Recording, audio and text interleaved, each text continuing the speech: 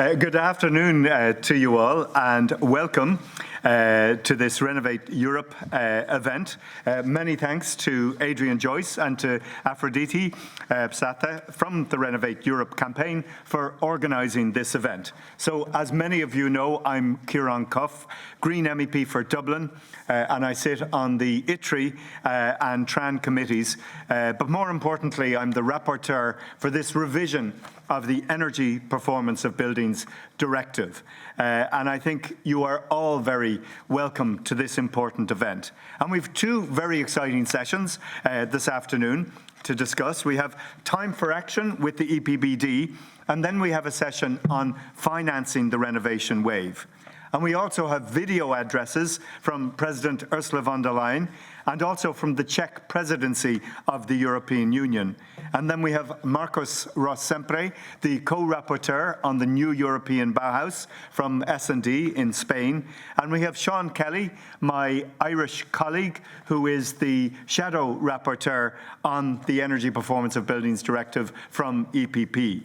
So I'll be giving a more detailed few words later on, but for the moment I will hand over to Adrian Joyce. Adrian, the floor is yours. Thank you, Ciarán, and let me add my words of thanks to you to be the host for our event today and to welcome everyone to the room. Delighted to see so many in person after a 3-year absence from in-person meetings with the Renovate Europe campaign.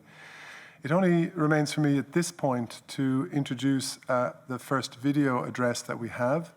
We're absolutely delighted that President von der Leyen has prepared a special address for this event. We believe it's the first time she has done so for a buildings-related event. So sit back, it's about 3.5 minutes long. Dear members of the European Parliament, dear Czech presidency, ladies and gentlemen, the heating season in Europe has begun. This and the high energy prices raise attention to the importance of saving energy. And we all know, making buildings more energy efficient is indispensable in the fight against climate change. Now, we are learning the lesson that renovation will also help build an independent Europe. Less energy consumption means less dependency from Russian fossil fuels and blackmail. So energy security is high up on the political agenda. Our program, Repower EU, and the Renovation Wave are contributing to a more resilient European Union. The scope of potential is considerable. We know that buildings account for a sizable chunk of Europe's energy consumption. They are responsible for over 1 in 3 energy-related carbon dioxide molecules that we Europeans release into the atmosphere. Over 1 in 3. That is why one of the first measures we launched under the European Green Deal was the Renovation Wave, to double the rate of renovation this decade. We stayed the course on this commitment through the pandemic. Thanks to Next Generation EU, an additional 72.5 billion euros in European investment is going towards renovation. Yet, the vast majority of these investments have to be spent by our member states. So my message is very clear. Let's accelerate. Let's put massive funds into renovation. For it is one of the best investments we can make at this moment. Implementation is key. Some say Europe's building sector is not yet on track to achieve climate neutrality by 2050. But we can correct this. The Energy Performance Buildings Directive is our opportunity to do so, and the Commission has made its ambition very clear. With Repower EU, that's Europe's plan to turn off Russian gas, we are calling to double the rate of deployment of heat pumps and install 600 gigawatt of solar photovoltaic capacity by 2030. So rather than subsidizing energy use, we encourage member states to help families and companies save energy. For example, through reduced VAT rates on energy-efficient heating systems and building insulation. We are eager to support from the European level as much as we can. And that's why, for example, we propose the Social Climate Fund to just help vulnerable households in energy transition. This is how we stay the course on the green transition. Ladies and gentlemen, I believe we all agree on the urgent need to decarbonize our economy and our homes. Faced with war, with a fossil fuel crisis, the arguments in favor of the renovation wave have only become more pressing. Investing in renovation is a no-regret option. So I look forward to continue our close cooperation, and I wish you a productive day in the European Parliament. Thank you very much.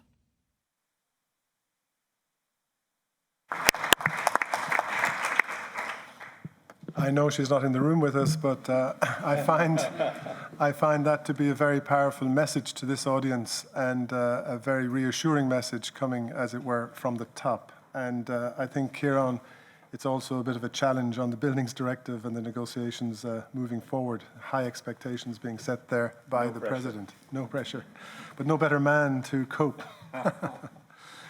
So indeed, today the theme, as you can see, is Eyes on the Horizon. I might Renovating Europe to Repower the EU, or I might say what not to forget in a crisis, because that is where we are today, in a crisis that seems to occupy everybody's minds, from the highest level in politics through all media channels into social media and right across the continent.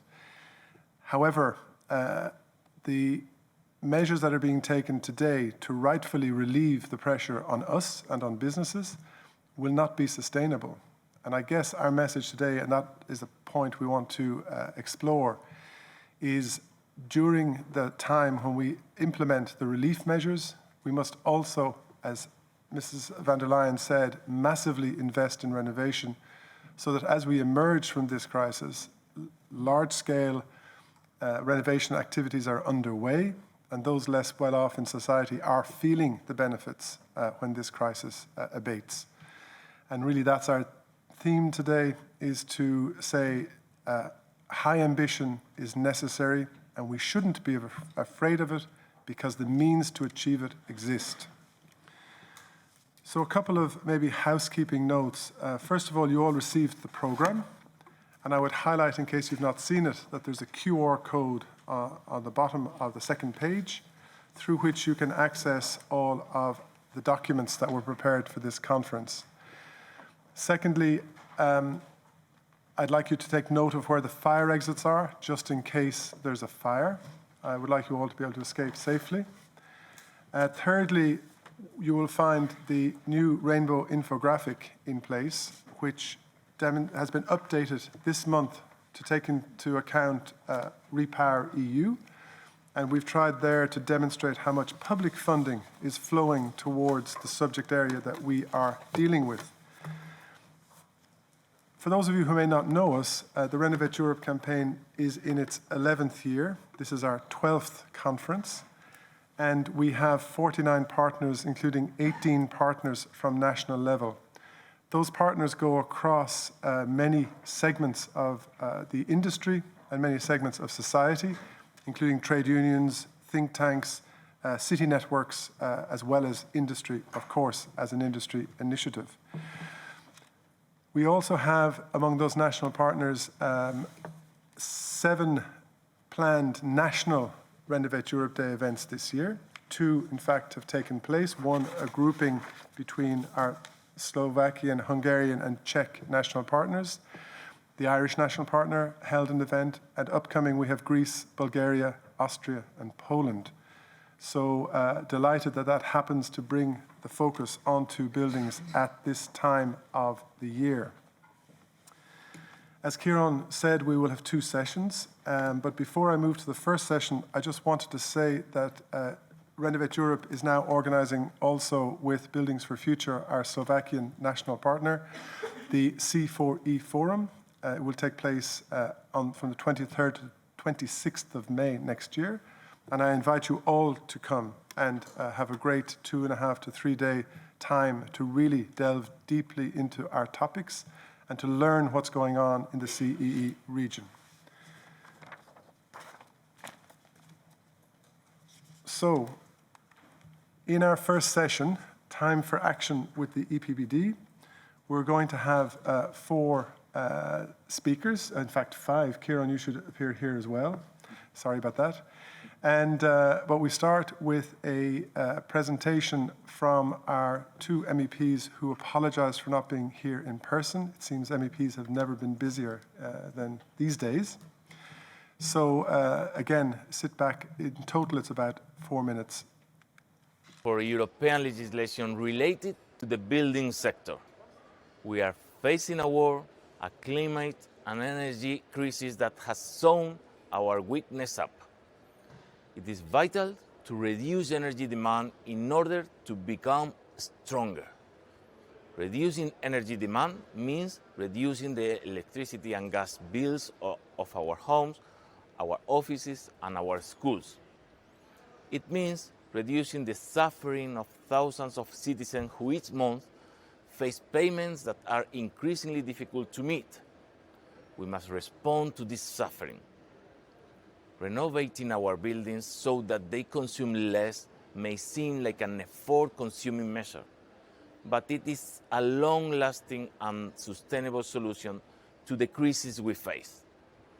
And this renovation must look beyond energy efficiency. The transformation of our built space must also improve the quality of life of the citizens who enjoy it and must be targeted at the people who need it most. In other words, this investment must be guided by the principles of the new European Bauhaus. Moreover, we must act in accordance with the European decarbonization roadmap, which is being defined in the various dossiers that are currently working on this issue. Energy independence, moreover, comes hand in hand with the increased use of renewable and non-fossil energy sources. But above all, we need measures that do not hinder or delay the achievement of the 2030 and 2050 climate targets. That is why, in my work on the revision of the Energy Performance for Building Directive, I have fought to strengthen the social aspect. One of our biggest achievements that we reflected on this file is the need for an audit to map areas of greatest energy poverty to which European funds should be allocated in the first place. These are the vulnerable areas associated with energy poverty. And these measures are in addition to the criteria set out in the new European Bauhaus report as the prelude to the building renovation wave. Finally, I would like to thank Renovating Europe for their participation and for their invitation to participate in the REDay2022 High-level Conference, for allowing me to deliver this message. We need an energy-independent Europe, and the way forward is to renovate our buildings so that they consume less and make life easier for those who live in them. Always thinking of those who need it most. Thank you very much. Unfortunately, I cannot make it to today's interesting event, but I would like to thank Renovate Europe for the invitation and for the opportunity to say a few words on the key role that providing sufficient finance will play in the implementation of the Energy Performance of Buildings Directive and increasing the renovation rates. As the main EU-level legal instrument for decarbonising member states' building stock, the Energy Performance of Buildings Directive will soon take centre stage. The slowing economy and increases in the cost of living will have significant implications for consumer purchasing power and personal savings. Therefore, we must be aware that imposing obligations without providing sufficient means to achieve standards has the potential to actually increase inequality. Finding a balance between the need to revamp the built environment and not impose undue financial burden on households and businesses will be extremely difficult, but necessary. Whilst some only see costs when discussing renovations, what's missed too often is the economic benefit. The construction sector is the largest generator of jobs per million euros invested, with goals to renovate 35 million buildings by 2030, supported with funding of 672.5 billion from the Recovery and Resilience Facility. This provides massive economic opportunities. Without significant increases in renovation rates, we will miss an opportunity to create millions of jobs, but also, and more importantly, we will fail the next generation who will have to deal with the consequences of our inaction. The residential sector alone accounts for 40% of EU gas demand, mainly for heating and cooling. Reducing residential energy consumption will greatly reduce the need to increase the EU's energy generation capacity, especially for peak hours. However, at present, there is a funding gap of 214 billion per year for green financing for residential buildings, which will require a greater input from bank loans. In my view, bank lending is an appropriate channel to respond to the financing of renovations. In comparison to grants, loans can be supplied in a very elastic and decentralised manner via the extensive network of commercial retail banks. Banks already play a key role in funding house purchase transactions. It therefore is natural that banks should also further facilitate the financing of renovation projects of sometimes the same houses. However, households and businesses lack incentives to take up loans for renovation purposes and face liquidity constraints. Currently, 72% of renovations are self-funded, while only 18% of consumers are taking loans to renovate their homes as they are just too expensive. Banks, of course, are only part of the puzzle. Governments will need to provide incentives and support innovative financial mechanisms. There needs to be a higher uptake of the likes of on-bill schemes and energy efficiency performance contracts. This area will be of high importance to me in the negotiations of the EPBD, as I believe it will be pivotal in deciding whether the Renovation Wave will succeed or fail. Thank you for your time, and I hope you enjoyed the discussions ahead. Binigi Tanev Asanokard. Milibuikus. So two statements that really set the landscape that we're addressing this afternoon, and I think already probably stimulating some reactions in the room, which I hope we can gather from you later. But before that, we do have two presentations and then a reaction from Ciarán to put the policy issues into the debate for this afternoon. So I'm delighted in the first place to hand over to Louise Sunderland, who is Senior Advisor at the Regulatory Assistance Project, RAP. Louise.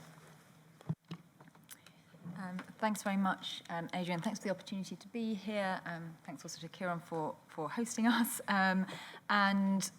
I've been asked to say a few words about what I think is probably the most important, the central policy in this new EPBD that we are currently looking at, the revision that we're currently undertaking.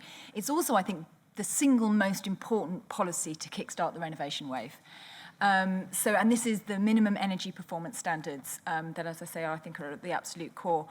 I think probably we've all been discussing MEPS now for more than a year. I'm sure everyone in the room is aware of what they are, but in case, just to set the scene, reminding everyone what these standards are, they are, I think, a significant new approach which is needed.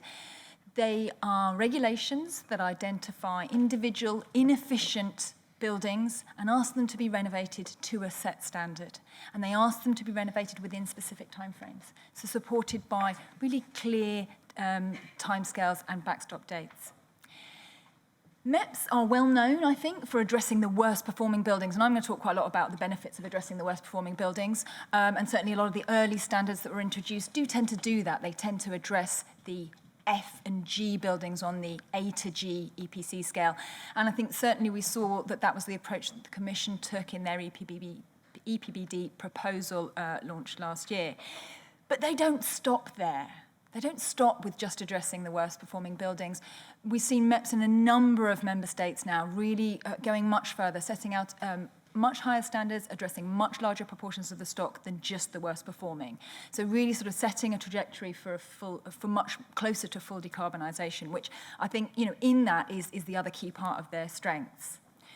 So then moving on then to the benefits. What are the benefits? I could talk at length about the benefits, but I won't. I will restrict my comments to two really important things. I think that is a clear MEPS framework at national level, triggered by the Energy Performance of Buildings Directive, will create the clarity and the certainty that we really need to move at scale and at speed this decade. And those two words are hugely important now, because I think this is the key decade for building renovation. And it allows us to, this clarity and certainty allows us to then coordinate all of the sectors that need to act to move at that scale, at that speed, most efficiently. So it provides clarity to the millions of building owners that are going to need to take action. These standards translate the kind of national building stock trajectories and plans into what does that mean for my building? What do I have to do with my building and within what timescale? And this is why I think the EPC, the Energy Performance Certificate framework that we have is so important at communicating directly with building owners the standards. And this obviously is why we see the vast majority of member state national standards using the EPC framework to communicate. We also see that these standards provide huge certainty, and this is absolutely vital for the entire supply chain to get in behind the standards and align in the most efficient way. So very clearly for the construction supply chain, these standards give them a very clear signal of which buildings, how many of them are going to need to be renovated, to what standard, within what dates. And the construction supply chain is then very good at looking at those buildings, building typologies, building ages, looking at the renovation standard, figuring out what packages are going to be most cost-effective for those building owners to meet those standards. And importantly, how many of those packages are going to be needed within the timescales that are set out. And that allows them to front-load the investments needed into new manufacturing capacity, into the skills that we need to deliver on the ground. But the clarity and certainty established isn't limited, impact isn't limited just to the construction supply chain. It really goes across the whole sort of value chain, I suppose we could call it. We've seen the impact on the finance sector of the standards in the Netherlands, where the finance sector is really getting behind those standards and enabling the buildings to be renovated to the standard. We've seen one-stop shops in France adjusting their services and their offerings to help compliance with the standard. And also, I think we're also seeing already, even in countries that haven't introduced minimum energy performance standards, but the aligning of public spending and national renovation plans along this approach of let's address the worst performing first, let's also set renovation targets so that we know our funding is being best used. So, and I think all of that supply chain coordination is super important, because we know the regulations alone don't create successful regulations. We need all of these other finance, funding, support, safeguards, protections, to make sure that actually the renovations are successful. But the regulations are actually a key guiding force within that. And the last thing I think I'll say is really about the situation we're in today. No one could have predicted, when the Commission released the proposal for MEPS and the EPBD last year, the depth of the crisis we would find ourselves in today. But we do actually find in MEPS a tool that helps us with our twin challenges that we are faced with today. The twin challenges of how do we reduce our gas use very, very swiftly and the second challenge of how do we protect our most vulnerable and energy-poor households from cripplingly high energy prices. And MEPS can actually contribute very significantly to both of those. As we heard from Ciarán Cuffe, our buildings are our big gas users. So clearly, minimum energy performance standards that direct national energy-saving measures towards that big gas-using sector are absolutely vital as soon as we can this decade. MEPS, once again, also address those most leaky, those worst performing, those most wasteful buildings where gas is being wasted. But also outside of the heating sector, MEPS can also be really helpful to reduce extra gas use in our electricity sector. So for those building owners like me, actually, who are lucky enough to get rid of the gas heating, I've moved over very recently to a heat pump. But it's the insulation in my house that will allow me to use that heat pump so that the extra electrical load on the grid can be absorbed at the times that's best in terms of our renewables production, to make sure that we're not adding new load at those really high, peaky gas-using moments in electricity demand. So this is a kind of pincer movement on gas use across two sectors. And the last thing I'll say is probably the most important thing, which is about the role of MEPS in addressing to my mind, the most important structural cause of energy poverty, which is the poor housing stock. And unfortunately, we know the worst performing homes are where low-income households disproportionately live. And of course, this is a recipe for energy poverty. So we know addressing these households through this targeted approach that MEPS provides us. And remember that these are the homes and the buildings, these worst performing ones, that the previous measures haven't reached. This is why they're still the worst performing. So we do need a new approach to reach those measures as a priority, those buildings as a priority.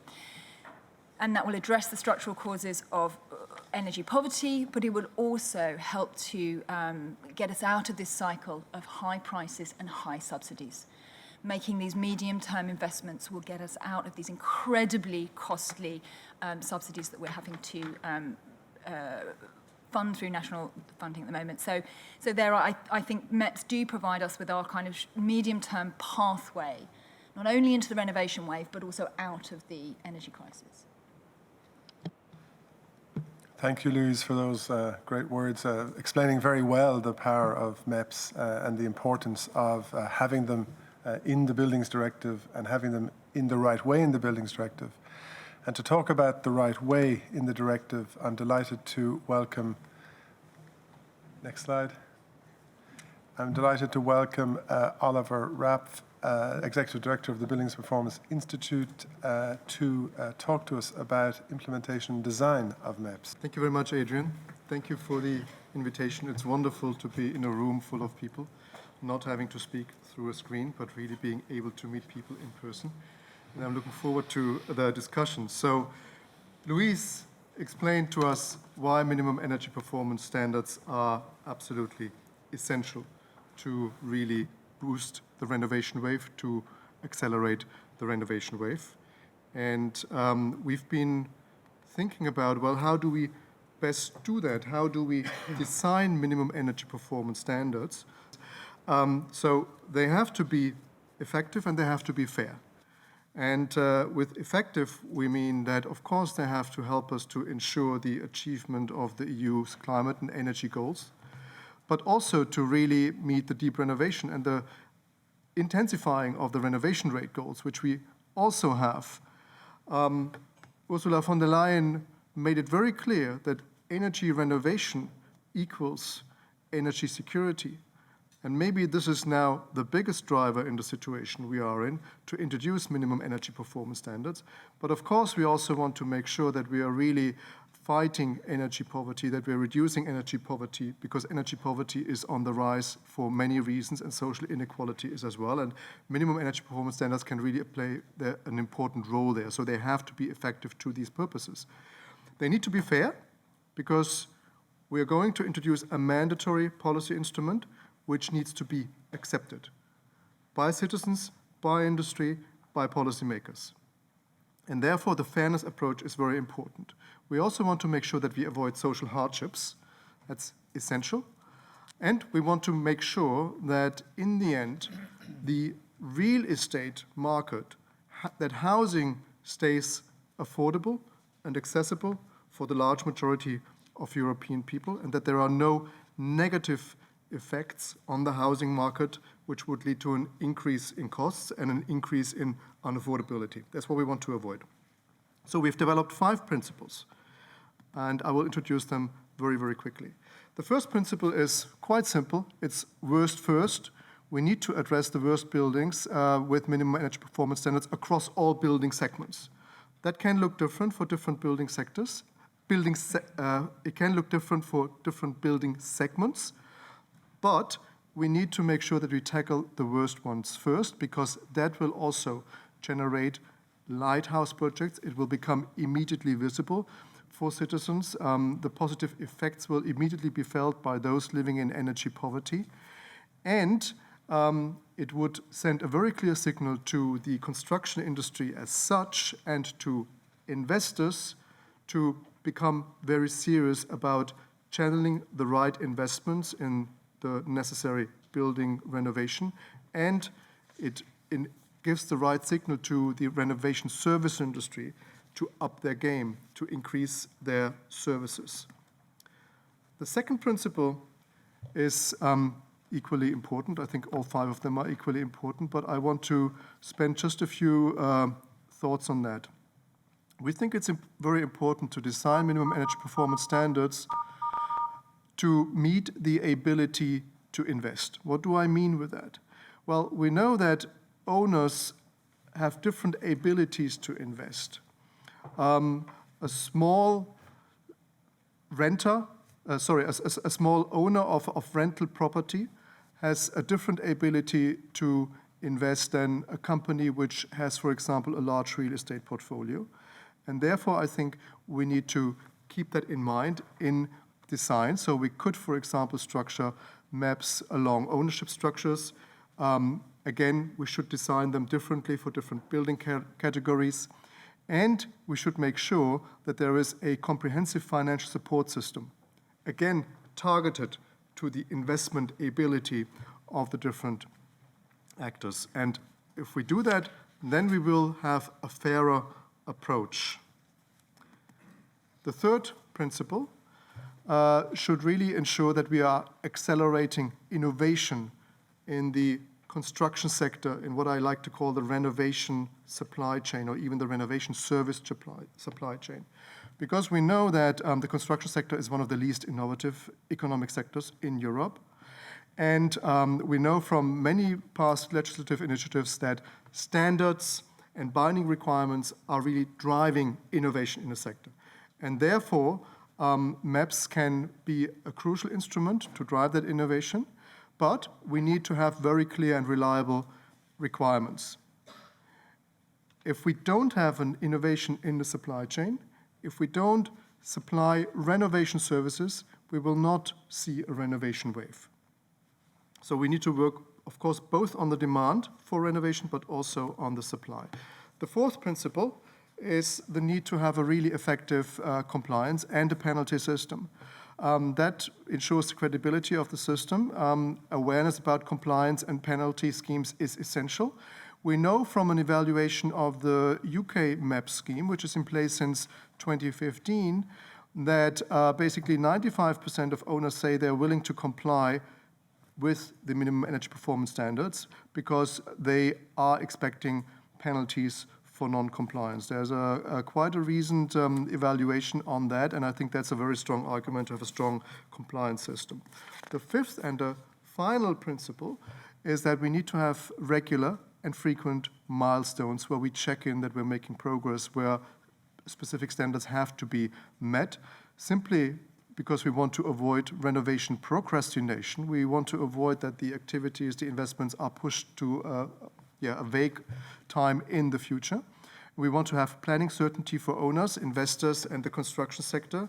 And last but not least, we want to make sure that the building sector, stays within its carbon budget and achieves the CO2 reduction goal. And just to remind everybody, it's 60% CO2 reduction by 2030. That is the goalpost to which we should aspire. So just to summarize them, here you have them all in one slide. And I think if we design minimum energy performance standards along these principles, then MEPS will really provide a turbo booster for the renovation wave. And I think that's the right answer which we need to have right now, which would respond in the correct way to the energy crisis, the climate crisis, and the security crisis, which to a large degree is caused by energy policy of the past decades. Thank you very much for your attention.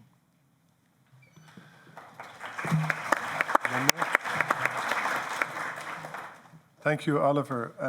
Ciarán, plenty of food for thought in those two interventions alone. I know you've been thinking about this topic independently, of course.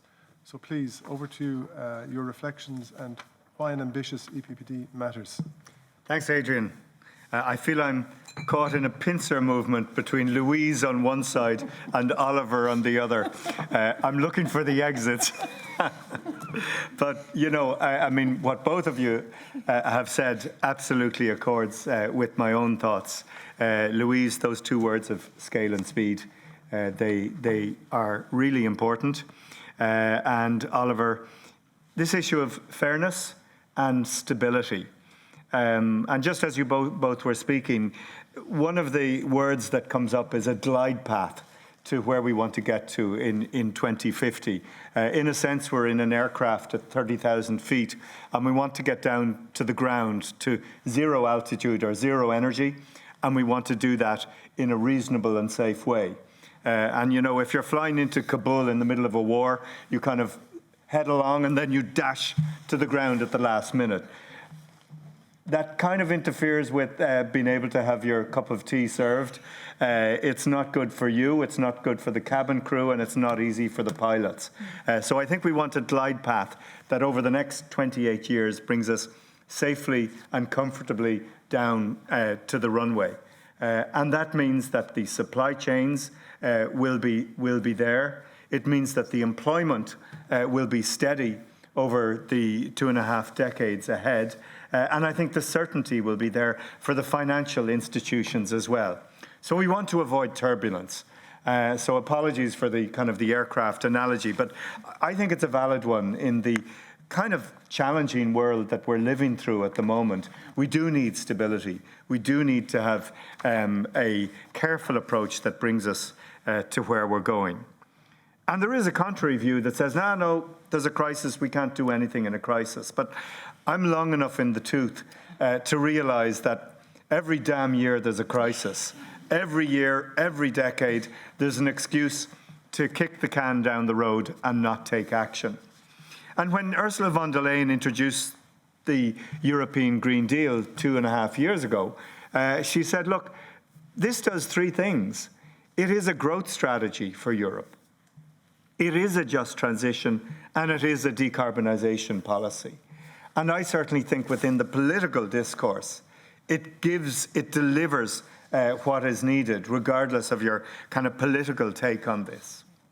And maybe to bring it right back to this week and what's been happening, it's been eventful. It's been a bit of a tennis match, watching what's going on. So the Council on Tuesday adopted a general approach. And then for those of you following the drama in the TRAN committee yesterday, we had an opinion which would have weakened the Commission's proposal, but in the end, that opinion was voted down. So TRAN don't have an input into what's going on. So an eventful week, really, in many respects. But I'd go back to the Council's position, which is pretty weak, looking for flexibility from the member states. So I think it pushes the ball back to the Parliament to be ambitious in what we want to achieve. And I think a linear approach, this glide path, X class by X year, is what is needed. And that's where the political landing zone can be. Do you want to get to a D, to a C, to a B, to an A? And when do you want to achieve that? But we absolutely have to agree that we do want minimum energy performance standards. And unfortunately, over the last 3 weeks, there's been a discussion of that coming from the largest group within this Parliament. But I think there is some acknowledgement of what we need to do. And I think Ciarán has been working hard to bring his group along. And I think the other groups are certainly, the main political groups do welcome this approach. I think it was positive that after the Tran result, the Tran opinion, the ITRI shadows came together to say we don't want to see a repeat of the Tran vote. No surprises is the best way of doing things in here, and we want to get that 50, 60, 70% opinion of the Parliament coming through. I think we all agree we need a compromise that gives something for everyone, and that's the beauty of this legislature, that we do try and meet everyone in the middle, and I think we can do that. And I know my colleague Andreas Schieder from S&D from Austria, he put a huge amount of work into the issue of charging and e-mobility. And there's such a logical connection between rooftop PV, providing charging points, easing that transition, this seamless mix between buildings and mobility. I hope that we can absolutely reinstate a lot of what he was trying to do as we move forward within the Shadows discussions. So far, certainly within the Shadows, we've been able to make progress on Article 9 on rooftop solar installations, Article 11 on technical building systems. There's a lot of positives there. Other topics, such as Article 9 on MEPS and Article 15 on the financial initiatives, it will take time, but I think we can get there. And we've asked the ITRI Secretariat to extend the deadline for the compromise amendments, which means the report will most likely be voted on in committee either in December or January. So a little bit of a push back there, but I think we will see progress. But I think really, for me, the key issue now is how seriously do we take the green transition?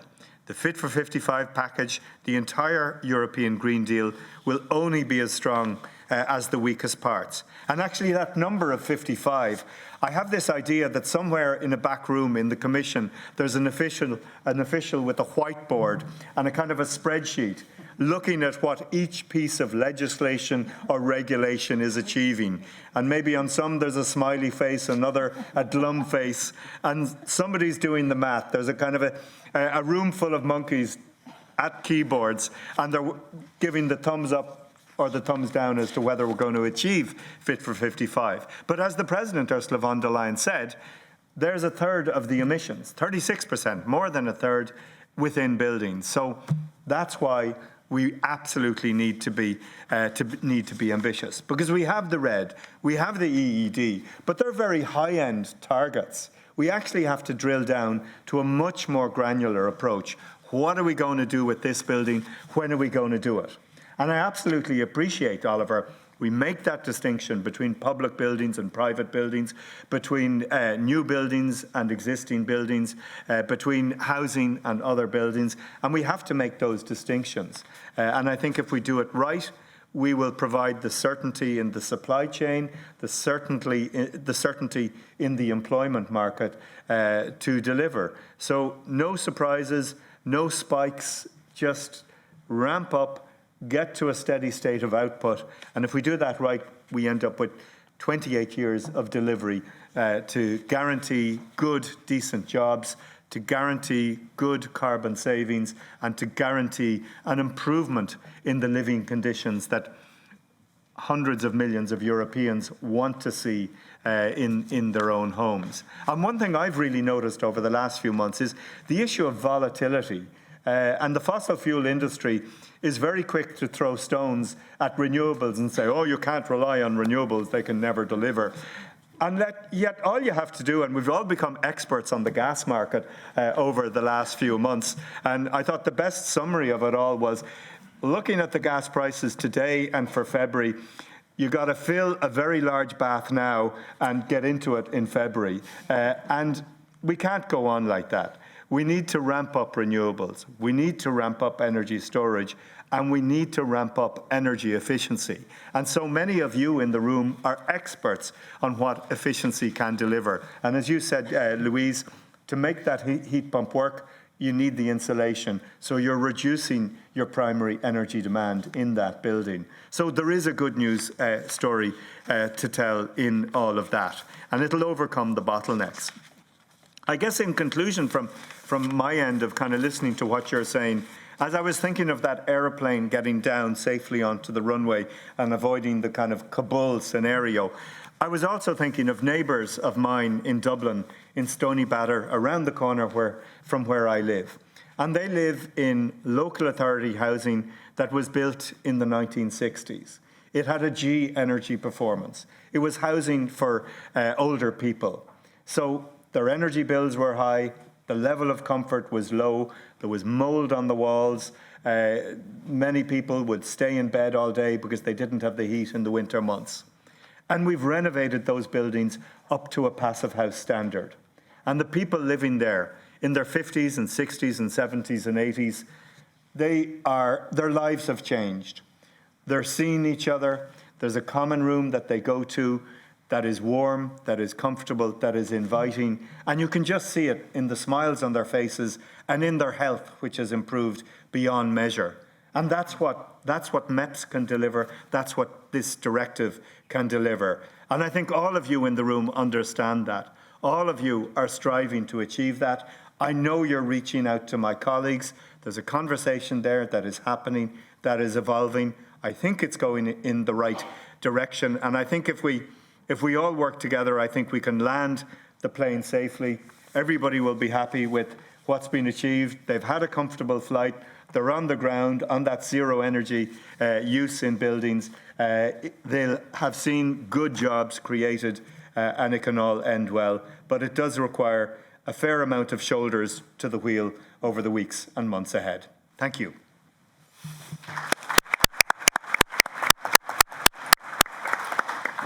Well, to continue the analogy, it's great to have a captain like you in our plane. You give a very reassuring message. The tone of your address was really reassuring. I thought, if you don't mind, Ciarán, I would call you a pragmatic optimist, realizing the difficulties, but being positive that the goals we are striving for can be achieved. So as moderator, you can imagine I have prepared some questions, but we have about 10 or 12 minutes, and I'd rather throw it open to you. You must have questions, and maybe we could gather 3 for the panel before going back to the panel for answers. And in this environment, it can't be difficult to be the first. So, yeah, Clive, Loic, and Claire. Okay, Clive. There we go. How's that? Thank you very much. Thank you, Adrian. Thank you, the speakers. I wanted to just throw in another term that hasn't been used yet, but I think has a lot of impact on EPBD, which is the bioeconomy. Earlier, when you were speaking, Louise, your microphone was echoing. I rather wish it had echoed on insulation, because I was in a meeting about a week ago on the bioeconomy conference, and Executive Vice President Timmermans talked specifically about a insulation product, nature-based insulation product that would have immediate effect. I think we all agree insulation is a low-hanging fruit, and I'd love to see more of that. But as you consider this legislative path, I would ask you, I was thrilled to hear New European Bauhaus brought into the conversation. I'd love to have some thoughts also on the bioeconomy, how we can make sure that the materials used are climate-friendly ones, so that we're not just addressing consumption, but also thinking about what we're putting into that, into our houses with renovation. So, thank you. Let's say where you're from. Yes, I'm from. I'm British, as you can hear, but I think you meant what organization. I'm from the Wood-Based Panels Federation, EPF. Okay, Loic. Hi, I'm Loic from Schneider Electric, French and Irish. And I wanted to continue the plane metaphor. I quite liked it. And sort of highlight that one thing that is nice to have is a plan for the touchdowns. That's something that Mr. Kelly's proposal had, was a plan that continued right the way until the late 2040s. But I think something that is essential to have is to know what we're doing now. And that a lot of the proposals that have gone through all start their descent in the 2030s, and that's fairly late, especially considering that we have two planes here. We've got one plane for the residential, one for the non-residential, and that the non-residential has better equipment in the cockpit, it's got better sensors, and they've got more capacity to respond now and to lead the way for non-resident to start from 2027 as opposed to 2030, allowing the residential sector to follow 3 years, the same exact trajectory, but 3 years shifted. Thank you. Thanks, Luke. Claire. I suppose I'd love to hear from each of you on this. I think it's a shared understanding that in what we want to happen here, legislation on its own won't do it. As we know from the experience of various energy efficiency funds, the availability of money on its own won't do it. And I'm not going to use an airplane analogy here, but shoulders to the wheel, I would say, is more accessible. I would like to hear from the panel. Who do you understand the key partners to be in making the renovation wave a reality, especially, let's call it the first wave, for reaching the most vulnerable households and the worst performing buildings? Thank you. Who'd like to start? I look across the panel. Oliver, who are the key partners? The ownership structure in the different member states is so varied that we can't say, these are the key partners across Europe. In the end, delivering the renovation wave is a local job. And it's local authorities who have the knowledge about the structure of the building in their region and under their authority. And they know where the worst performing buildings are. Normally they should, because we also have an EPC system in place. And they know where the social hotspots are.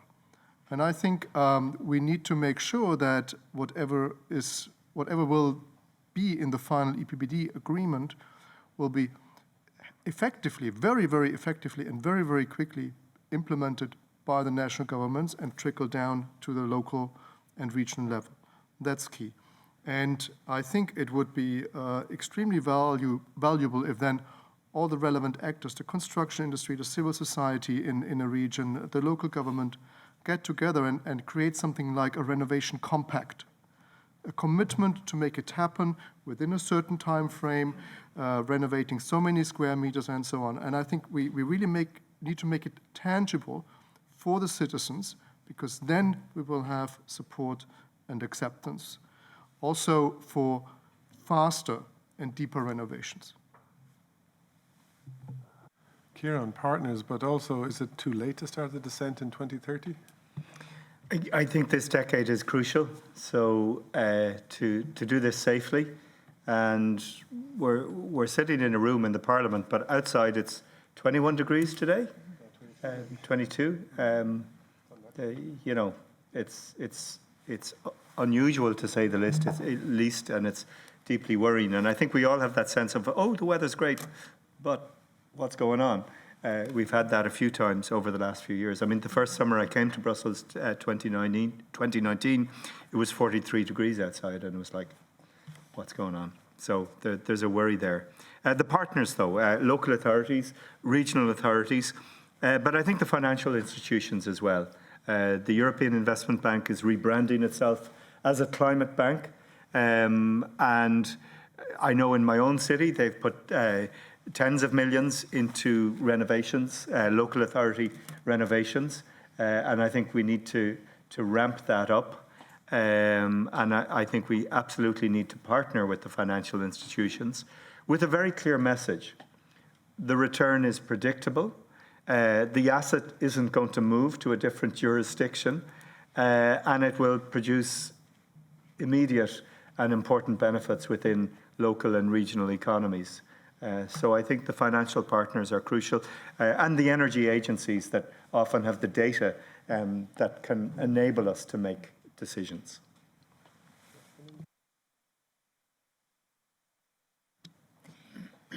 Thanks, Adrian.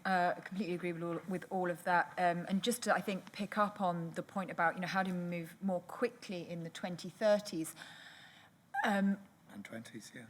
Oh, sorry, in the 2020s, yes, before 2030, before the sort of what we are looking at the dates, you know, the 2030, 2033, these are the backstop dates. These aren't the start dates. The start dates are a long way before that. And I think this is where these roles of the local actors, particularly the local authorities and the energy agencies and others, who, as soon as the standard is introduced and explained and, you know, and put into practice, they're out there communicating the standard. They're out there enabling, showing households and building owners where the access to support to comply with the standard is.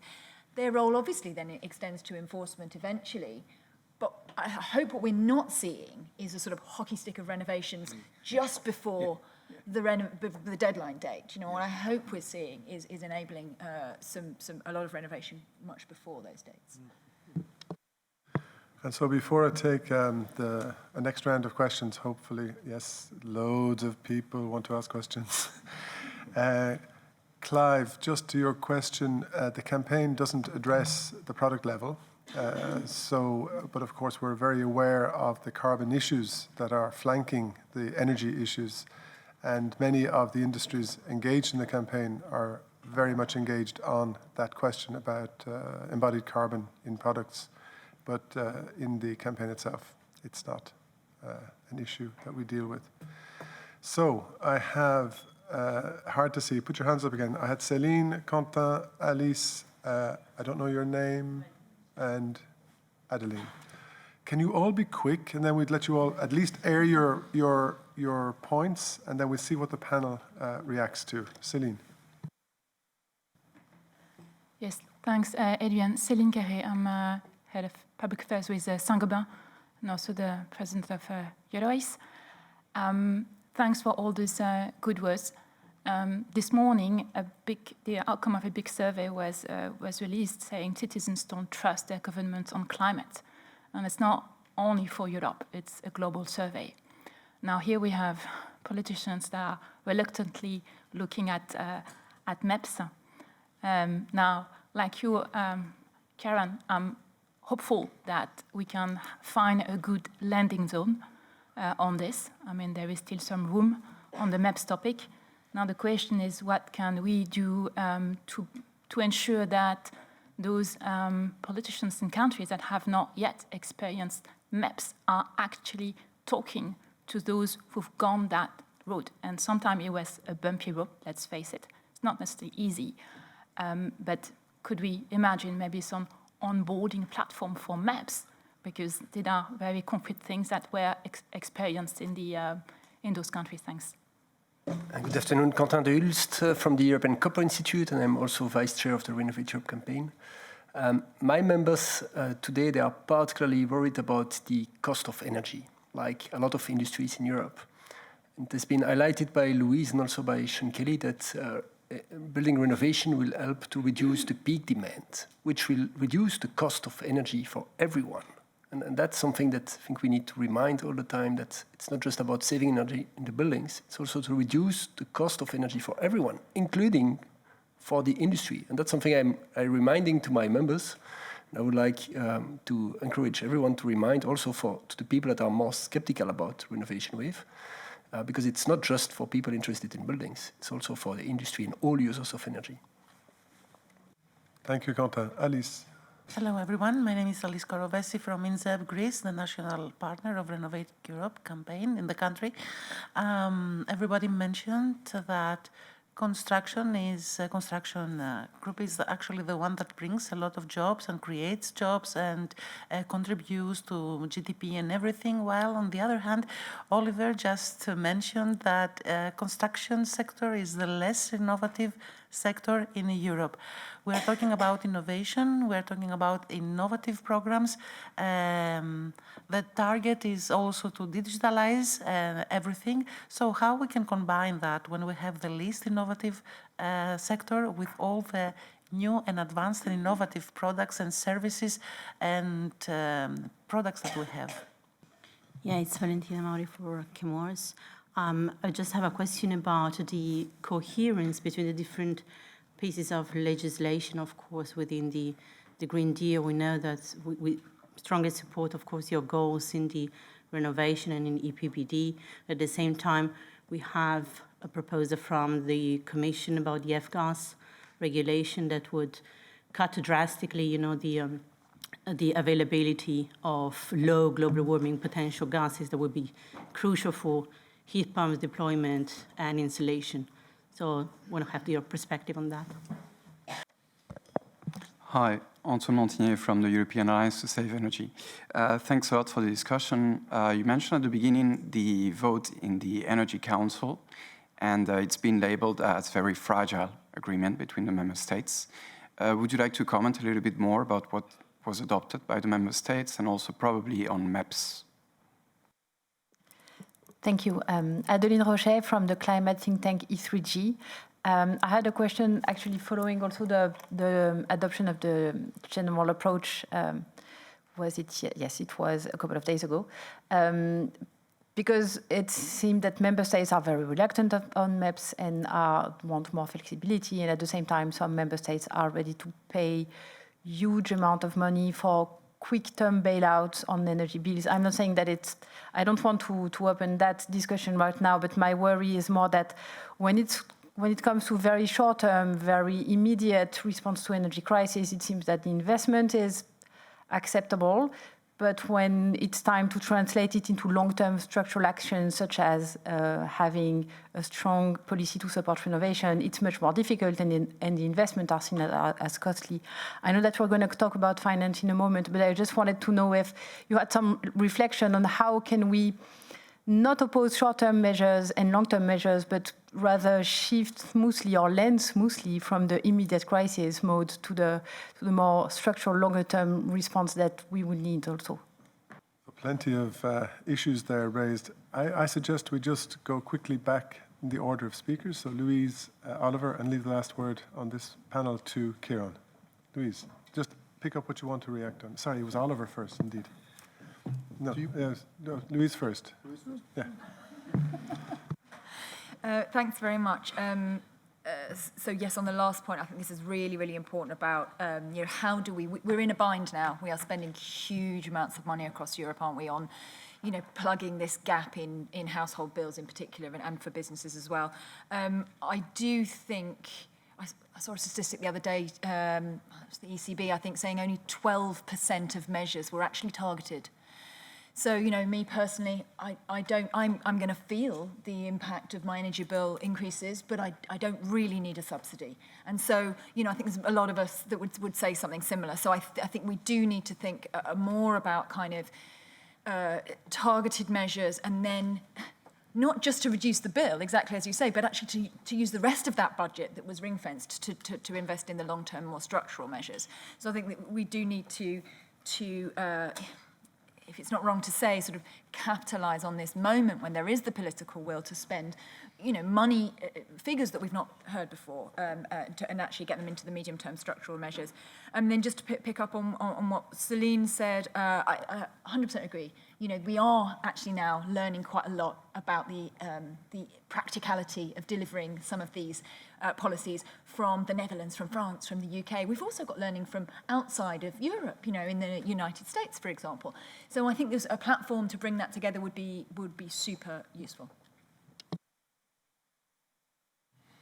Thank you. Let me respond to some of the comments which were made. I mean, first of all, Celine, I think this surveys which we have repeatedly and had them over the past years, for me, are just, again, a sign that citizens are expecting much more courage from policymakers. And citizens understand that we live in a time full of crisis, and they expect the political leaders to come with bold and courageous answers. And I think we can only repeat this point again and again and again to increase the courage level of the political decision makers.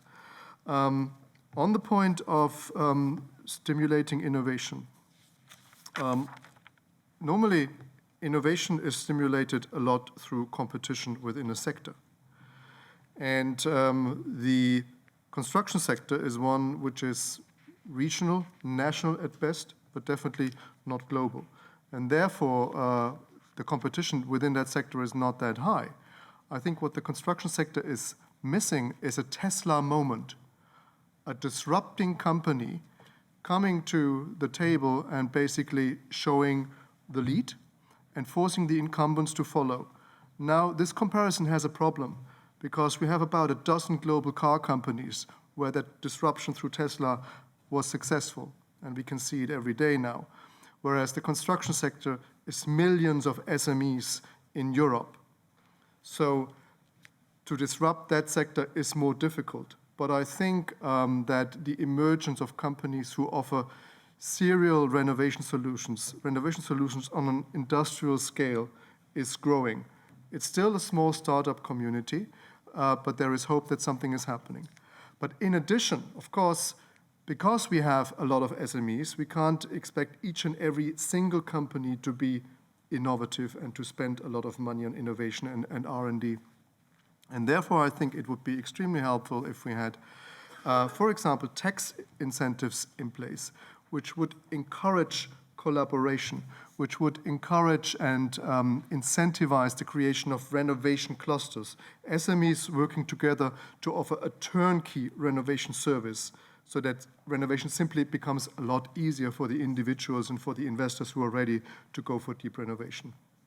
That can be done through other instruments, and just think we need to have a comprehensive look at what can drive innovation in the sector. Thanks. So, Ciarán, over to you for last words. And am I right? You have to leave us then? Yeah. Yes, that's what I thought. 4:30 anyway. Yeah, innovation in the construction sector, it is a challenge. And that Tesla moment, I was actually in the Gigafactory on Saturday. When you look at what has been achieved by some players, it makes you think, how do we bring that into the construction sector? But I think there are examples in Europe. 4 years ago, I was in Copenhagen looking at the use there of prefabricated elements. And I was really impressed. Of course, in a country that invented Lego, it's no accident that they're good at prefabrication. And they still have the same challenge of foundations, of services. But once they get above the ground floor slab, they were just popping in these wall units and floor units. And it was really impressive. And I've no doubt in different parts of Europe there is innovation. Going back to the issue of wood products, there's extraordinary innovation in the wood sector that I think we all need to learn from, particularly in a country like my own, which has been slow on the take-up of wood, and we're still very wedded to concrete for everything, and we need to be innovative there. Celine, your point about the kind of the bumpy road on MEPS, I think information exchanges are useful. I think the countries that have MEPS need to speak with the countries that don't, and there are European programs that can help deliver on that. There could be cost actions or other uses of Horizon funds to get that information exchange on what's working and what can be done. Quentin, the demand reduction, crucial, and we need to make that point over and over again. There are things that help us in the short term. I think the speaker from Greece, that things like hydronic balancing, things like thermostatic radiator control valves. There's a lot we can do this winter, and maybe there's a role for governments to have communication campaigns on what can be done short term. Some member states do, but others can do more. A few months ago, I borrowed from my local library in Dublin an energy savings kit, and you put a thermometer into your fridge, you look at the energy use. It's a lovely set of kind of practical steps you can take to work out how to save energy. So there is scope, there's real scope there.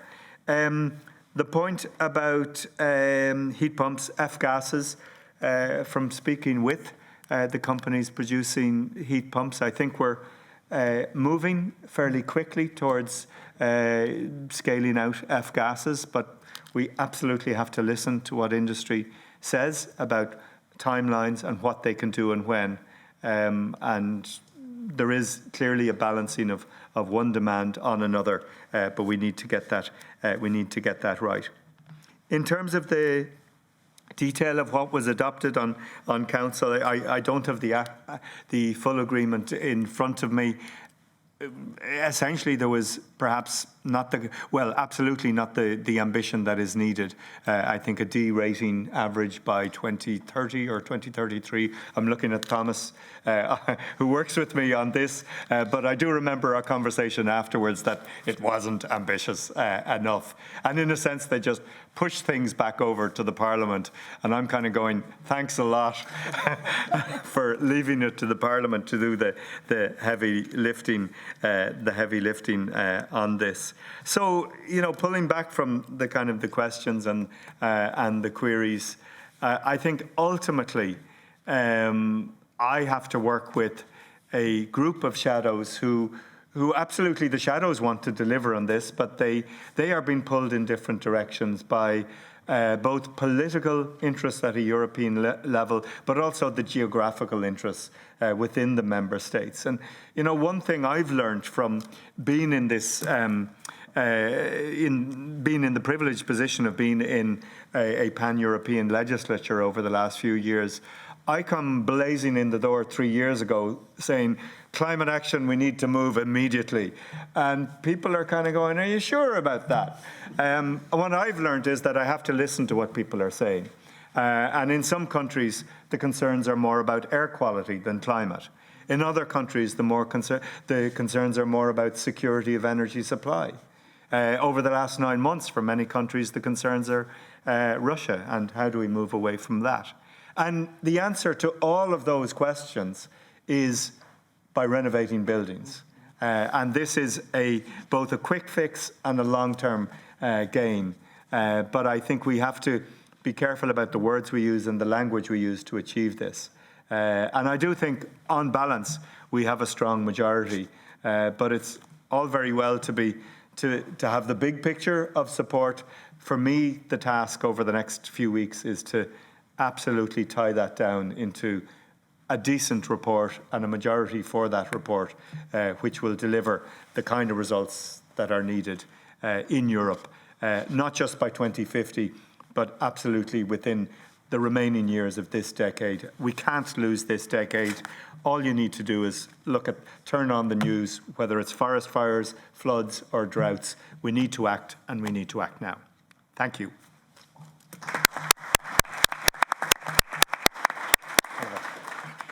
And thank you to the whole panel for this opening session.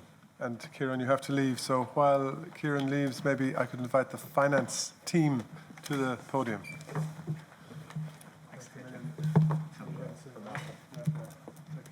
So I hope you found that a stimulating session.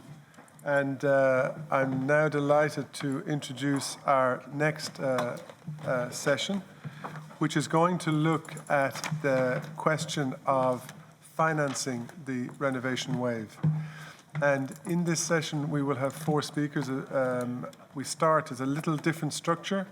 We're going to start with a presentation, which is a 1-year update on the National Recovery and Resilience Plans, which was the core of our Renovate Europe Day last year. And then we'll have a statement from Pascal Canfin, again by video link. And then we'll have a more open panel debate to bring us through to the end, starting with statements, again, by the 3 panelists.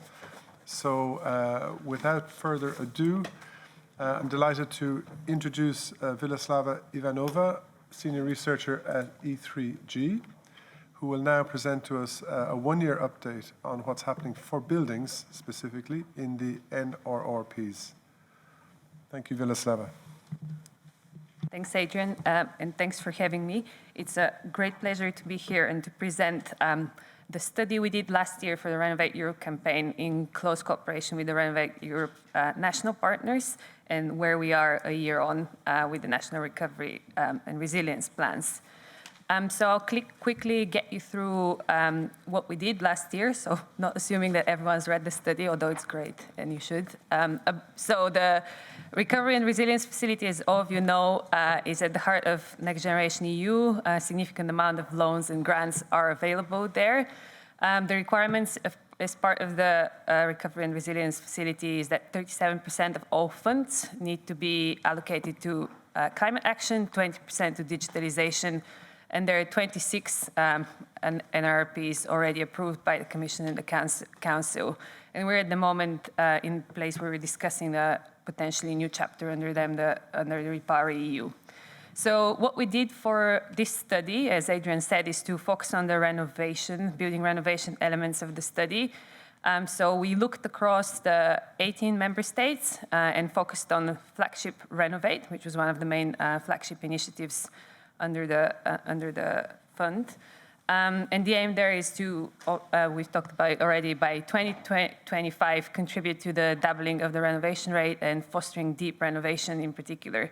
So what we looked at is the investment flows, so how much money is spent, which segments of the building stock are receiving it, and what funding, energy savings are being realized. And we developed a framework to allow us to assess how what we call transformational plans are. So looking again at the rate and depth of renovation that's being pushed forward through the plans, and also the question of whether the plans are creating the right enabling framework. So not just looking at what's being invested in terms of buildings, but also other parts of it. So as I said, I'll quickly get you through the key findings from our study, where we are a year on and what next. Just a quick recap of what we found last year. As I mentioned, we looked at 18 member states, the ones you see on the map there. Across them, we saw significant funding allocated for building energy renovation, so around 40 billion. Most countries allocate between 11 to 14% of their funds to renovating buildings. There are significant variations between countries, from kind of 86 million in Slovenia and Austria to 9 billion almost in Spain and Italy. And then when you look at the per capita investment, that differs a lot. Of course, to mention here that member states have different approach to how they use public funds. So examples like Germany, the recovery fund was not such an important part of the funding the government provides, but it's just one of the elements. So the residential sector was attracting the most amount of funding, around 22 billion, and then public sector following with around 14. And then there are also additional funds for specific building types or to help businesses. There are also examples of schools receiving funding and just to improve the quality of the different building stock.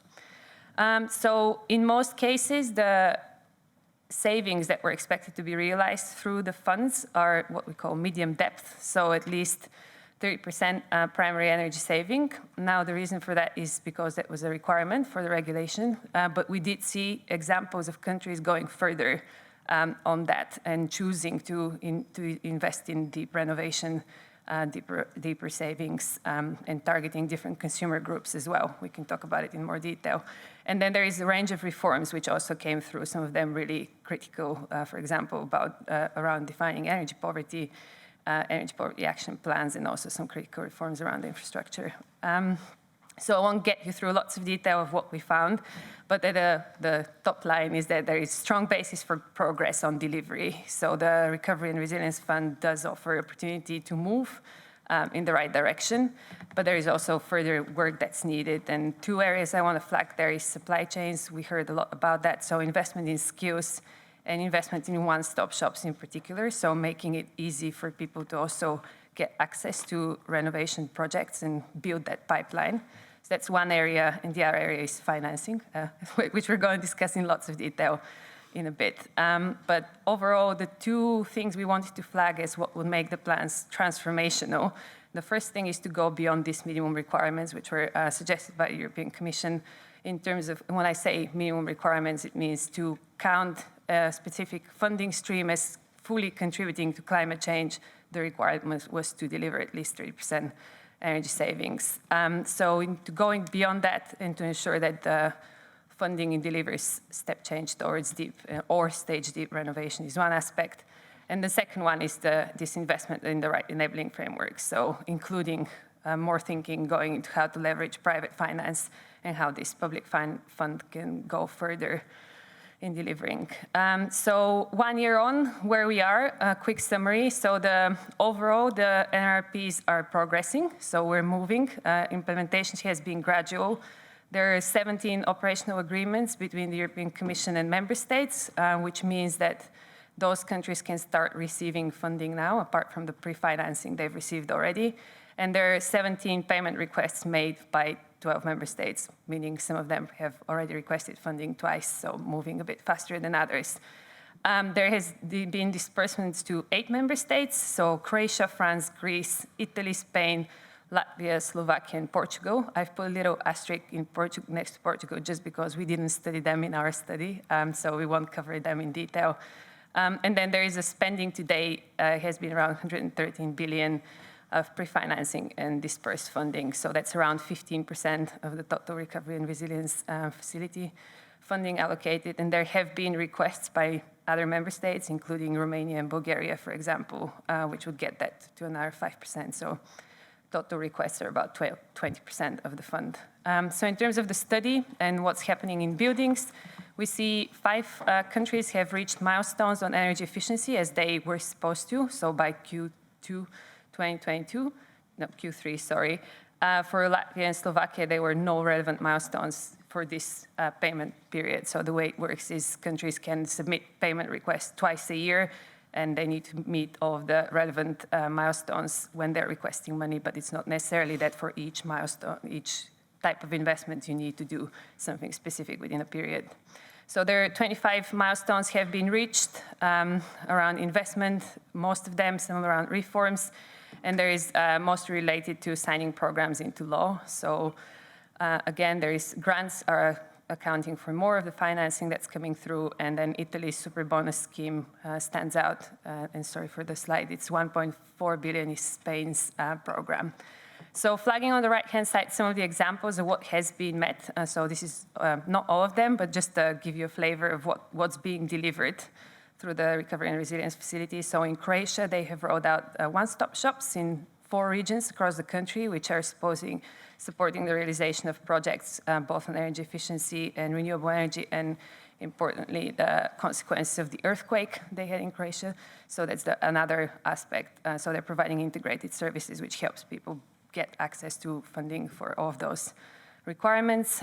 France is one of the examples where actual quantitative targets have been met, were put to in clear terms early on in the program and have been met. There's around 400,000 homes have received subsidies. As I mentioned, Greece is one of the examples where regulation has been important. So the Energy Poverty Action Plan with the specific measures for economically vulnerable people has been approved. And then in Italy, we have the extension of the super bonus scheme, and I'm sure we're going to discuss in more detail later.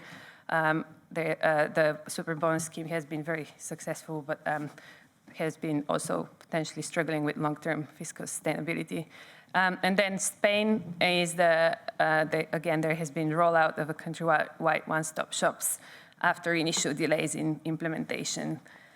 So just to sum up what that tells us, what we're seeing is movement, but perhaps not as fast as we want, but we're clearly moving on the delivery. There are also clear indication that some of the reforms that are put forward would be helpful to fix the gap that we're currently looking at. So there is, in the midterm, there are reforms and there is progress being made there. And then countries are not losing this as an opportunity to do the right thing or to start delivering and start moving on that. So just another comment, I think the element is the degree to which countries already have existing delivery infrastructure is important in the speed with which they've moved.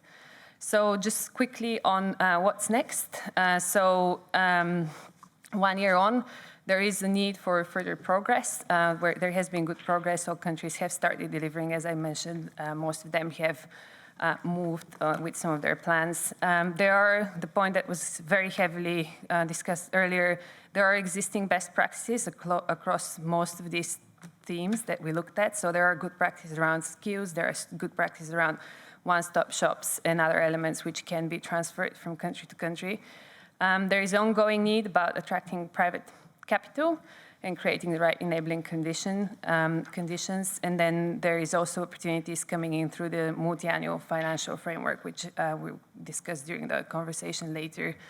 As was mentioned by the previous panel, there is a critical need for the long-term regulatory clarity, specifically the EPBD, to send a very strong signal to industry about the need to invest and to modernize. So stop there. Thanks.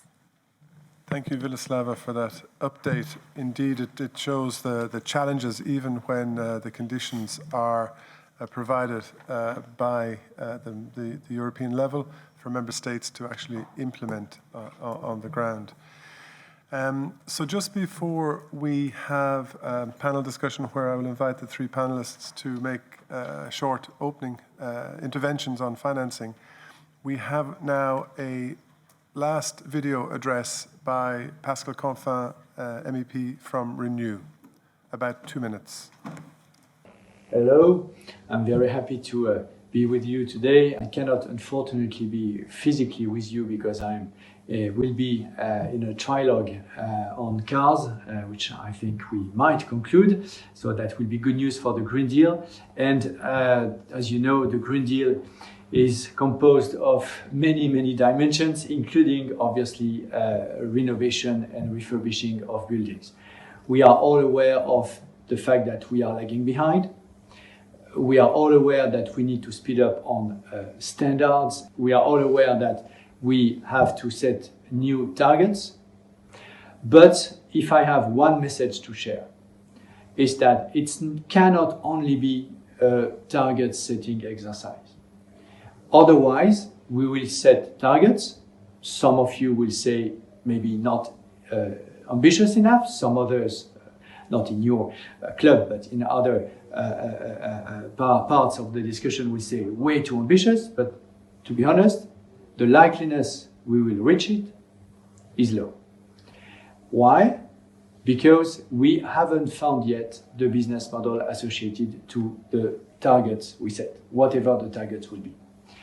And that's why we need to put more energy, if I may say so, on delivering on business models. Of course, it's with an S. There is no one universal business model when it comes to renovation of buildings. Depends of the quality of the building, depends of the maturation, depends of the households, depends on the risk, and so on and so on and so on. But we need to find some business models to share the risk, to be able to mobilize not only public financing, but financing coming from institutional markets through green bonds and so on. So very happy to have your views on this, to have your feedback, because I do consider that aside setting the right targets, and I'm with you on being ambitious, we need to have these associated business models, and I will fight for it. Of course, in the context of the EPBD negotiations, but also more broadly with the EIB being the climate bank that might be even more active than today on this topic.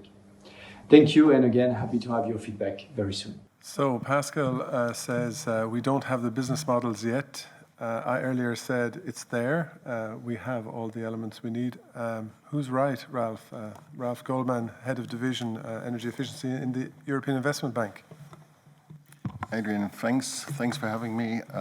Good afternoon.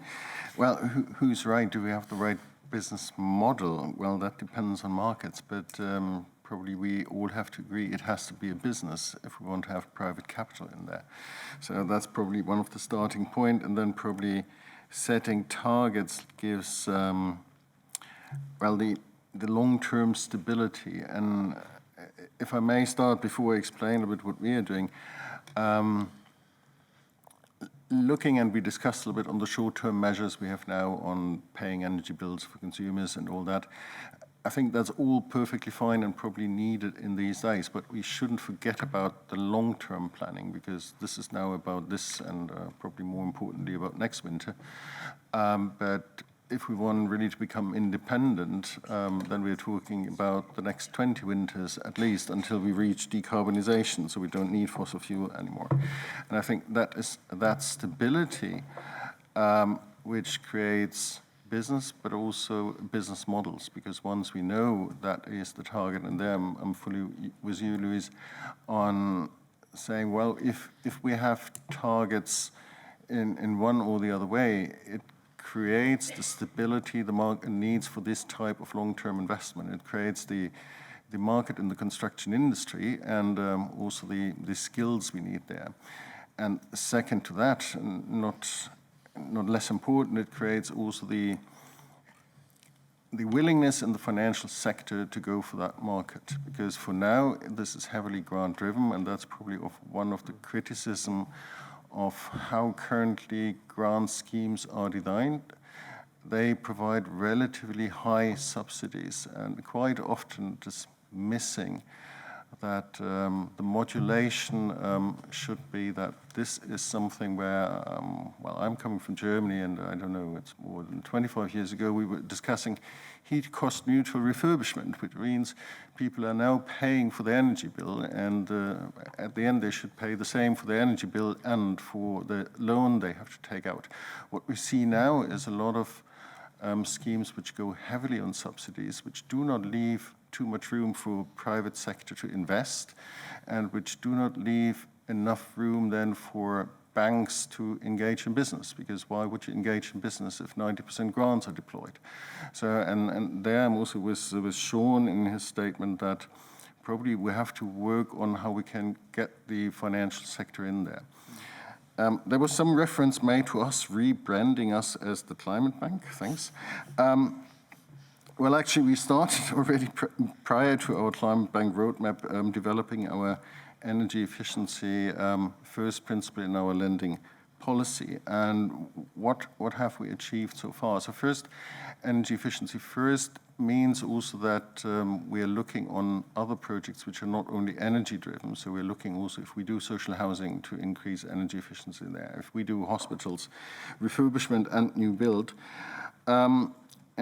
And that's something where we work with a number of instruments, but the main focus we're having, despite having large collaborations with government entities like European regions and also national promotional banks, one large area we're working with is the banking industry to discuss with them on how they could approach this market, especially for renovation. They're pretty good in supporting mortgage lending to if you want to buy a house. They're less good in then saying, well, and Sean alluded to that, in what can we do on refurbishment? And I think this is the part where we put a lot of effort in to work with banks on guarantee instruments, to take away risk, to make this palatable for the first movers, but also to create the necessary volume of intermediate finance, because nobody would call the EIB, but they would call the bank they're working with, and they've probably bought a house from. So this is the part where we're working on the, you stop me if I'm talking too long, the instruments. In addition, well, we are trying to design financial instruments where we can go in blending with structural funds if needed. And there we have some activities together with the Commission. If we talk volumes, on average, the bank is doing some 10 to 12 billion euro per year on energy, out of which we're doing roughly now, and this has increased a lot since 2015, we're now doing something like 5 billion on energy efficiency a year. So that is not small, but it's also not, definitely not big enough to what we are up for. But the challenge is how can we use our money to, well, speed up the absorption of grants, but also then bring in private capital. It's not just about rebranding, so 50% of our activities should go to climate action and environmental sustainability. But I'm also happy that yesterday our board of directors has decided, which is the member states, so our shareholders, they have decided the extra effort of the EIB in response to Repower EU. So on top of what I have just said, the bank will now until 2027 put additional 30 billion from our own resources, which means from stepping from these 10 to 12, which we have done so far in energy, to something like, well, 6 billion on top per year. This is something which yesterday the board has decided. And that money would go to sustainable energy, which covers everything from renewables, but also smart grids, but also a large part for energy efficiency, out of which then the largest part, as also in our classical lending, goes to energy efficiency in buildings. And the last part going to innovation, which we discussed here also. So on financial innovation, but also on hard-to-abate sectors, but also to innovative startups who probably come up with some disrupting solutions, and this is where most likely the EAF would go in. But also a little bit on the technicalities, we will increase, because we usually have disbursement schedules in our loans, and we will also increase the amount of upfront disbursements. So taking out our loans, there will be higher upfront disbursements just to put the liquidity into it so people can really start also absorbing grants and working on that. Well, probably later I can talk a little bit about the technical assistance and advisory facilities we are having, but I stop here. Thank you, Ralph, for that overview of what's happening at the EIB, and a great supporter, of course, over the years of investment in energy efficiency.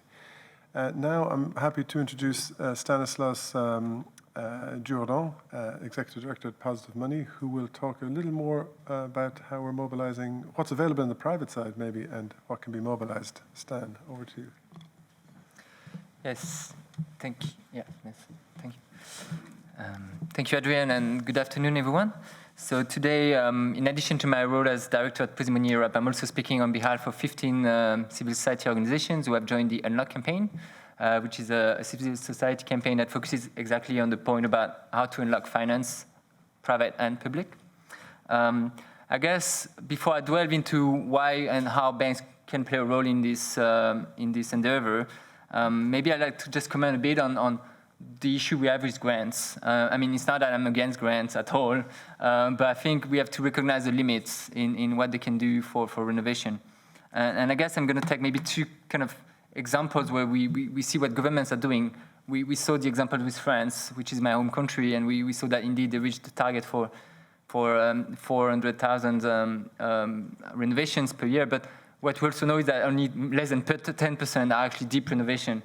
So, and the big scheme in France, MaPrimeRénov', is really a scheme where we give you a few thousand euros, and really you don't get really far with 3,000 euros. And basically what the government is doing is prioritizing big numbers to impress the electors, but we're not seeing the deep renovation that we need. And that's because, in a way, by sense, because the grants are quite low, in the sense it encourages people to do partial renovation or just small stuff instead of actual deep renovation as we need.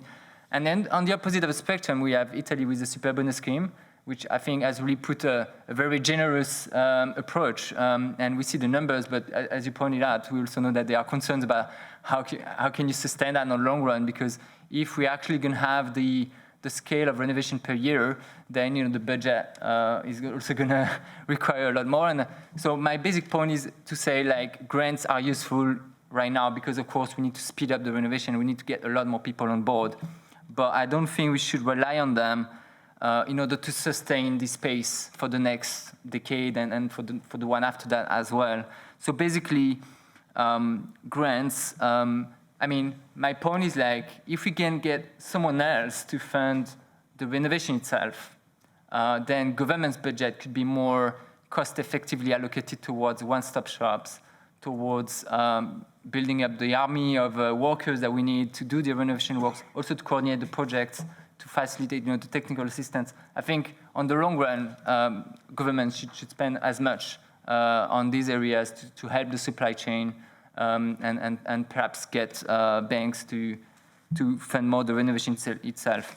And so I think the good news is, like, many people don't need grants. I'm going to be a bit controversial here, but most people who own a house, if we talk about that sector, of course that's not the last, not everyone owns a house, but just to talk about these people, what they need actually is an old school bank loan, because what they have is they have a house as a guarantee. And banks have been in the business of buildings for years. They help you finance when you buy a house, and they help constructing new buildings as well. So it's not really far-fetched to ask banks to fund renovation. Actually, I would say it is their job. They are supposed to do this because banks are supposed to help to finance the needs of the real economy. So let's get them to do this for us. So I will now perhaps describe a bit how to do that. But maybe first, like, if bank loans are such a great solution, you may ask me, well, why are we seeing lines of people in front of the banks asking for renovation loans, right? So, and I think here I would like to feature the findings of a very interesting report from the French I4C Institute, where they've done empirical survey actually with people, and basically what you see is that there are certain criteria for people to think whether or not renovating the house and borrowing money for it would be profitable or would be worth it. The upfront cost has to be quite low, below 10,000. They found, of course, in the case of France, the amount would be different for countries. The net return should be in less than 10 years. So that's a clear thing. Like households don't look beyond 10 years. They could divorce in 10 years. So why not? You know what I'm thinking. Like the cash flow as well is super important. People are not gonna borrow money if this is gonna cost more than. So basically, all I'm saying is really a banal story about all of us being a bit short-termist, right? We're all thinking about how we're gonna live next month and so on. So basically, we're not gonna, even if we knew that in theory renovation would be profitable within 20 years, we're not gonna do that if we think that might put us in danger next month or the month after, because you could lose your job, because we'll have a cash flow issue and so on. And of course, there are also issues around prudential rules in banks where you cannot borrow you cannot exceed a certain ratio of indebtedness and so on and so forth. So there are all those constraints why households would not spontaneously want to take a renovation loan, and we have to understand this reluctance. And I think the question now is how can we design a product that would overcome that? And I think this is where comes in a new proposal. It's actually not exactly my idea, but we strongly support it at Position Europe. It's the idea of, oops, this slide is completely messed up. But anyway, I wanted to say this proposal will be presented at length next week at a webinar on Thursday, because the proposal comes from Peter Sweatman and his colleagues at Climate Strategy. So you're all invited to join this webinar next week as well. But right now, I'm just going to give you, in a few words, what the proposal is about. So basically, the idea of this EU renovation loan product is there are two key features. The first one is that these loans should be like a mortgage, basically in the sense that the real estate is there as a guarantee to reassure the bank that they're not just lending money without any guarantee in return. The second feature, and perhaps the most unconventional one, is that you would have a zero coupon structure. What does it mean? It means you're not paying every month to repay the loan. You would only repay after 30 years in the worst case, or when you sell the house, or when it is transferred at succession moment. And what does it change? It basically changes that all the great benefits of renovation that we talked about, we basically front load them for people, and we postpone the cost. You may think it's just a trick. Okay, we're just like making like feels like free money. Of course, it's not. But it changes the psychology of it, because basically the month after renovation is done, you can immediately see the cash savings in your energy bills, producing effects in your wallet. So that's, I think, a major innovation. Of course, this is not that easy for banks to develop this product, so it's not going to happen overnight. And actually, what we propose is that this should come with other measures, including some that are already in the EPBD directive. The first one is we need a mortgage portfolio standard.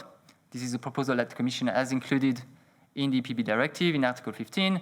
And what the mortgage portfolio standard means really is that it would force banks to hardwire energy efficiency into their business model, into their lending strategies. Why? Because what the MPS, the mortgage portfolio standard, would do is that it would put targets for banks to improve the median energy performance at the aggregate level on their mortgage portfolio. So they will have to analyze the data on the portfolio, get the energy efficiency data, and then look at, okay, we're starting from E, how can we get the median energy performance to D, and then to C, and so on. So we will really force them to do their homework and to understand who are the clients that they have that actually need renovation, and then, of course, what kind of products can they offer, coming back to the renovation loan proposal. The second tool that we need, I think we already talked about it, is our guarantee funds. The EIB is doing that already, but we need to expand that. And the third measure that we promote as part of our campaign is that the European Central Bank should propose a green discount rate on financing. That means that basically when the banks need refinancing for their liquidity, if they have done a significant volume of renovation loans, they could get money from the ECB at a lower rate than the current rate. And this is extremely important because right now the ECB is obviously increasing interest rate. Actually, I think they have a meeting today where they're going to announce more rate hikes. And this is going to actually make the cost of all green investment larger. So what we need to do is we need to shield renovation costs from the rest of the economy, and we need to make sure that banks, if they fund renovation, it would cost them less than if they fund business as usual, basically. So those are the main proposals, and I would just end by saying, I think the renovation wave is a super important challenge, and it's also not one that we can tackle in silo. I think we need cross-sector, cross-policy approaches, in particular linking strong technical energy standards and technologies together with financial policy. And so I'm really pleased that the EPBD Article 15 is actually doing that by putting banks into the spectrum, by proposing the mortgage portfolio standard. And I'm also pleased to see that Mr. Cuffe, but also Mr. Ciarán Cuffe, I think they understand this. And I think all of us in this room, we need to support them to make sure that they go as far as they can in pushing the banking sector to do their job. Thank you. Yeah, thank you, Stan. I mean, I take heart from the two presentations demonstrating the thinking that's going on in the financial world, both on the private financing side and on the public side.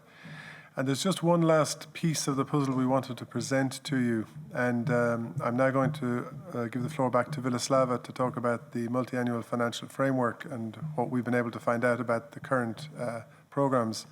But also to say, we did start 10 minutes late because of the glitches. I propose to go on 10 minutes after 4. In any event, I hope you're all with us for the drinks reception. So 10 minutes out of the drinks to have a nice debate, I think, is worthwhile. So Vilaslava, a couple of minutes on the financial framework, please. Thanks, Adrian. And it will be really brief summary of what we've seen so far. So as most of you know, the partnership agreements and operating programs have also been under discussion for a while. So at the moment, there are 22 partnership agreements which are adopted, which is around 83% of all the funding that was available under the ERDF, ESF. Has been agreed, at least on a very high level. There are around 150 cohesion policy programs approved, so that's around 30% of that money is actually programmed, so it's clear where it's going. The expectation from the Commission side, I understand, is that all programs should be final in the early 2023, so we're approaching the time when programs are probably finalized as we speak. So there are 5 policy objectives under those funds, and Green Europe is one of them, which is where most of the renovation elements are likely to land. That's the second biggest recipient of funds so far from the programs we've seen. So most money are going to the policy objective 1, which is social and inclusive Europe. That's around 91 billion. It's around 30% of what's already agreed, and then followed by Green Europe, which is around 81 billion or 27%. So it's up there. We haven't had a chance to look at exactly what's being funded. As I mentioned, some of the programs are still being discussed and developed, but just to flag that there are opportunities there to finance, again, some of those enabling conditions that were mentioned around upskilling, reskilling, making sure that enough trainers are available to train the workforce and so on, build those centers, and also support local authorities in organizing one-stop shops, for example, and making it easy for the demand and supply in the renovation industry to meet. So just stop there and happy to answer any further questions. Thanks, Vladislava. I mean, before we open the floor, do you have a sense of why member states have been so reluctant on the MFF? Because after all, it started, they were eligible to have their partnership agreements and operational programs approved in the start of 21, and now it's not going to be till the start of 23. I don't know is the short answer, but I think they've just been very busy with everything that's been going on. They have made progress on the programming, and there has been quite a bit of shifting of funds between programs. So I don't know is the short answer to that question. I think there's been plenty going on, which probably kept everyone busy. But we are finally seeing progress around them. And yeah, as you mentioned, there is an opportunity in those programs to be reprogrammed. And I think that was 2024, so that's next year, so a bit behind. But I think the important thing to note is that programs usually tend to be kind of quite heavy on the milestones up front. So I think what this tells us is just we need to really think carefully about how we accelerate delivery of those programs, because you need to deliver under shorter time periods. And similar under the Recovery and Resilience Facility, most upfront kind of targets are around setting programs in motion, which then puts quite a bit of pressure on actually realizing them. So yeah, building the long-term signals and the long-term supply chains to be able to do that, I think, is critical, so we don't fall off a cliff when the programs end.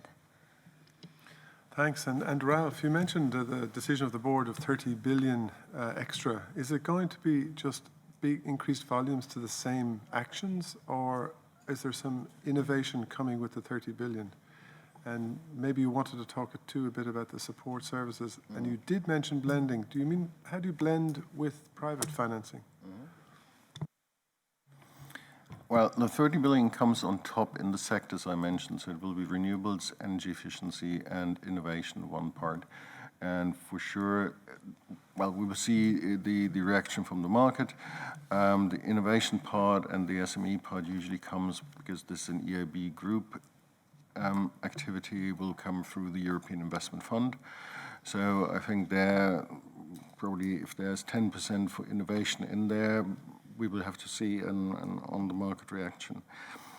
One comment on the partnership agreements and the delays. I think member states were pretty busy and are still pretty busy in closing the current period, or the old period, which is not the current anymore until next year. And they're doing phasing, and they're working on the major projects, which keeps them really occupied in resources which they have. And they do have certain issues also with inflation and cost increases, which calls then for modification of projects, financial corrections eventually, and phasing into the new perspective. So that's quite a bulk of work, which basically is done by the same people in the same ministries. So I think there's no bad will, but that's really a resource issue, which COVID was also not helpful. Probably one comment on grants. I do not believe that we will have the opportunity to shift the grants entirely only to support actions. And I think we will still need, and you showed this nicely, that the discount rate expectations of private individuals is at probably 10 years. And so what you will have to do is the grants, you will have to overcome the annoyance factor, which may already help with some of the one-stop shops, so people do not have to put so much of their own time in finding and contracting and you name it. If any of you has done refurbishment, I can tell you that's a funny exercise.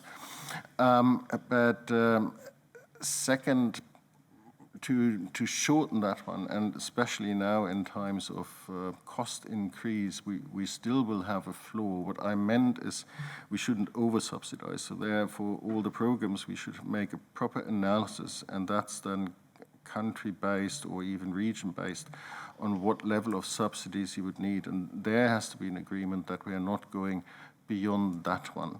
And then it comes to blending. So, and for the rest of the part, that's either the EIB can jump in, but for sure we can't do all of that need. And then you have to find ways how you bring private sector in there. And this is where we're working with guarantees and trying to get the private sector into that and probably relieve them. And with the model you presented, and I think I discussed with Peter a little bit, that's basically a 30-year bullet. And so what you effectively are also doing, you bring it down to the point that the cost of refurbishment are acknowledged in the sales price if that model should work. So you put a certain number of real estate risk into that one, which I think we need to be careful to make the projections over 30 years how real estate markets are developing, also in population growth and in which regions you can do that in shrinking population. So it sounds like a simple model, but there's a lot of devil in the details which you have to look at that one.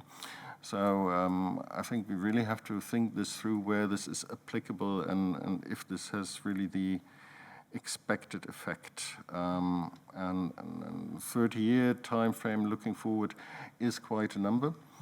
And it covers probably also only the market of what you said, individual house owners. And we do have the majority being in apartment blocks with homeowner associations. And probably then if we talk Eastern Europe, a lot of, allow me to say that owners by accident due to the privatization now being pensioners. And for them, a 30-year thingy is quite out of reach. So we have to see what type of instruments we put for different markets and what we see in the commercial market. I don't know if you've seen last week or 2 weeks ago, the indebtedness of real estate companies in Sweden, which assumed something like 42 billion with relatively immediate refinancing needs. So if you look at that market, also the commercial market is not that straightforward, even if we all say, yeah, probably for large commercial real estate companies, it's easier to cope with the renovations. So we really have to look at the local markets in there. And this is where we try also to work with the banks active in this market, because they do have a really deep knowledge of what is going on in these countries. And you may need to modulate the responses in financing that really also to that local markets and the local situation. So before I let Stan react, I'm sure he wants to, is there a question or two in the room that we should pose to the panel? I have Alice. One more. And the gentleman here, I don't recognize. So we'll take those two questions and we'll come back to the panel for a final roundup. Hi, I have a question for Stanislas. I saw the guarantee fund, the proposal, and this is something that we have discussed in Greece during the continuation of the Sustainable Energy Investment Forums under a new project.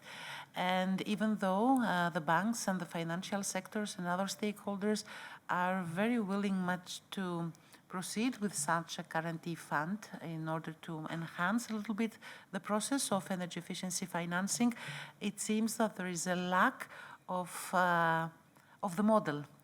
Exactly how this is going to be established, who are the actors to establish such a guarantee fund.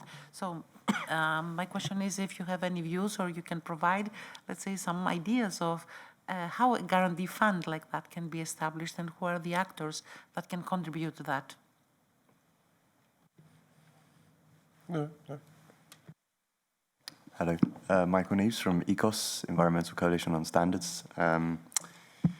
Yeah, just to go back to what Oliver mentioned in the first panel about kind of ownership and ownership structures, I think it could be really easy here to make the business case for the real estate market. So I really think that there should be the right kind of adjustments in the EPBD, hopefully by the end, that will really make the business case for them, because they're responsible for so many residents, rental accommodation, etc. And I think it's really important to kind of look at the decision making also that they will make once they engage in renovations. So are we incentivizing properly a high depth of renovation? Are we shifting kind of subsidies away from fossil fuels and into cleaner energy technology? So it'd be great to hear from the panel their views on how we can kind of target the large real estate owners, social housing providers, etc. And a small second point is, I think, because renovation is so much better on a kind of whole life carbon, climate change perspective, I think, the market for renovation should make better use of kind of climate change finance related tools. And I think whole life carbon will be tested out with financial tools in the short-term future. So any views on that? And I think we already need to look at the sustainable finance criteria on climate change mitigation because it's not supporting renovation enough. So any views on what we should do in the short term in reaction to the EPBD to unlock that private finance? Thanks. Thanks, Michael. Great round-up question. We'll come back down the line to me, starting with Stan, and then we'll wrap up. Yes, thank you. So maybe two clarifications to answer a bit to Ralph. First, the 30 years is what happens in the worst case, like because the proposal is that if you sell your house, then you have to repay the loan at that moment, or if you have a succession. So only in much fewer cases would you have to reimburse after 30 years. But of course, I think this is an important concern. And I think the second point is, obviously, this is not a product that would suit everyone. I think it's a great product for pensioners, maybe for people who are really unstable or low income, like, if you have a job that doesn't necessarily have the stability, then you are very concerned about the cash flow, but you have a house and you have a better renovated house down the line, so you improve your assets, but you still have your cash flow constraint. So anyway, this is not the silver bullet. It is a bullet loan, some people call it, but it's not a silver bullet loan, let's say. You will, I think, just one of the proposals. And of course, as you also said, I fully agree with you, it's not about shifting all the grants to becoming loans. There is a case for loan to remain, in particular for vulnerable groups and so on. So please don't let me be misunderstood. On the question about guarantee funds, I'm not a big expert on this, but I think guarantee funds have been around for many years, in many different contexts, not for renovation only, but so I don't think it's a very innovative instrument.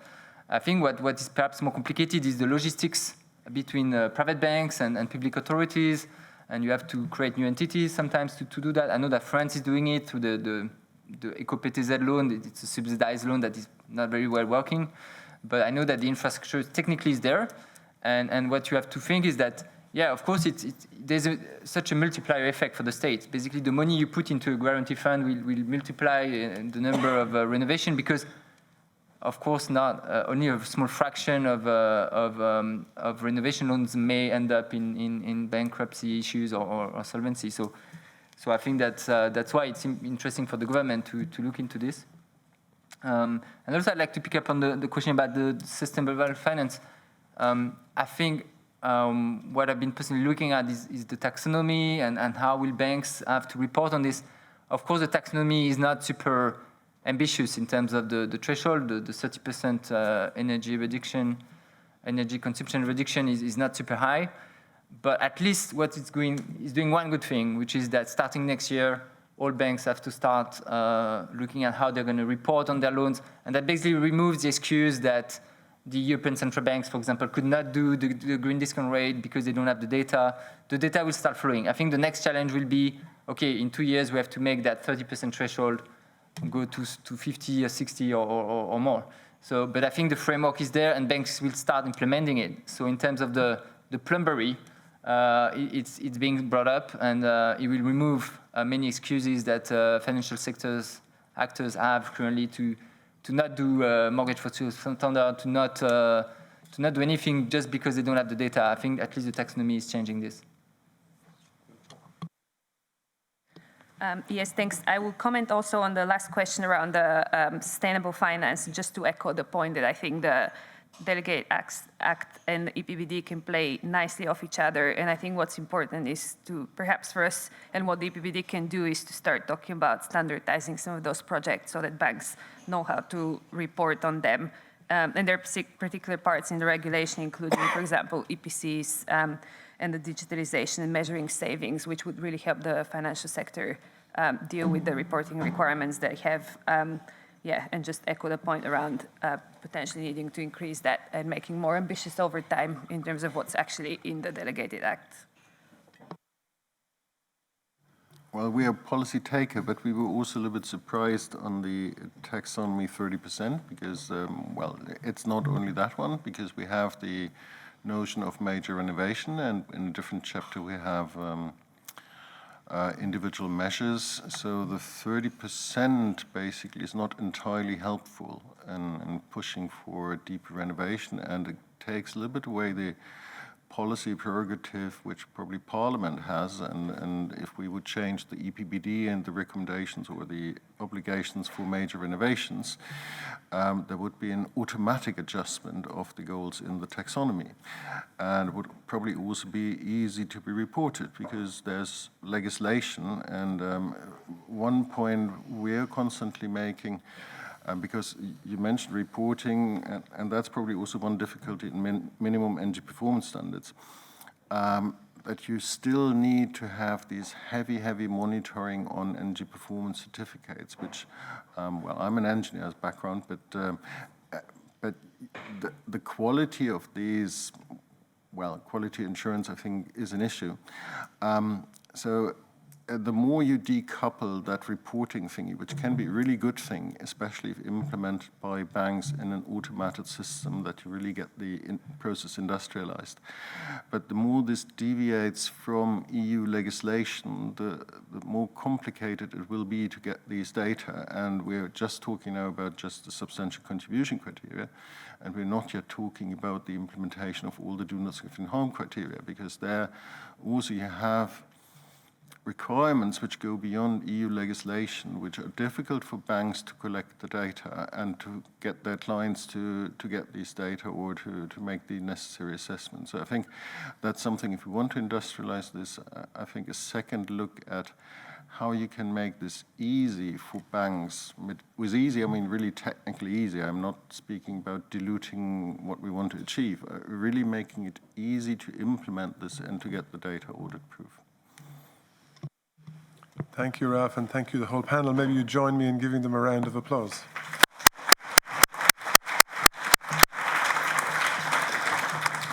So we've already come to the end of the Renovate Europe Day conference for this year. We've run over a few minutes, as you know.